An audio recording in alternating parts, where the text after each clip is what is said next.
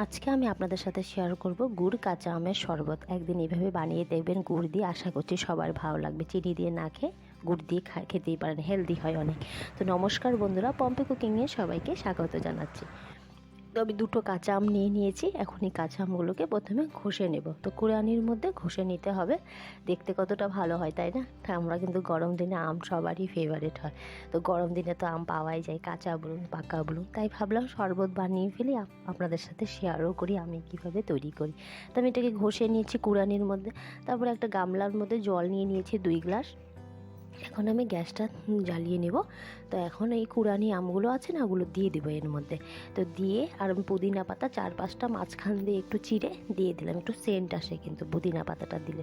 তো আমি একটা চামচের সাহায্যে অল্প নাড়িয়ে নিলাম।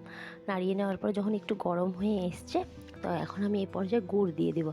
তো আপনার আমগুলো কিন্তু ভীষণই টক, তো একটু মিষ্টি করতে হবে। তো তাই একটু গুড়টা একটু বেশি দিয়েছি, আপনারা চাইলে কম বেশি করতে পারেন। তো আমি এটাকে কিন্তু 1-2 গ্লাস জল দিয়েছি, তো 1 গ্লাস করে আনবো, পুরো একদম ফুটিয়ে নিই। তো এটাকে আমি প্রথমে ভালো করে ফুটিয়ে নিচ্ছি। গুড়ের জন্য দেখুন কালারটাও কিন্তু কত সুন্দর এসছে, রেড রেড, তাই না? একদিন এভাবে বানিয়ে খাবেন। তো আমি বিটার দিয়ে আমি করে নিচ্ছি, আপনারা চাইলে মিক্সচার গ্রাইন্ডারও পেস্ট করতে পারেন। তো আমি একটু দারদারা পেস্ট আর কি বিটার দিয়ে করেছি, তো তাই জন্য একটু দারদারা টাইপ রেখেছি। মুখে যখন লাগবে খুব ভালো লাগে খেতে, যখন মুখে পড়বে আমের টুকরোগুলো।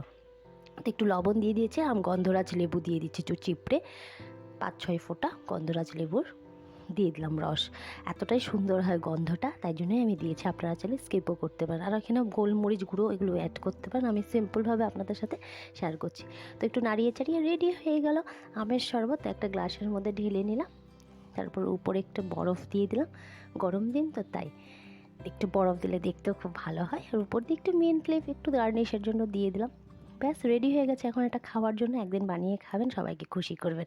আর আমার চ্যানেল রেসিপিগুলো ভালো লেগে থাকলে লাইক শেয়ার সাবস্ক্রাইব করে দেবেন please. Like share subscribe my channel. ভালো থাকুন, সুস্থ থাকুন, টাটা, লাভ ইউ অল।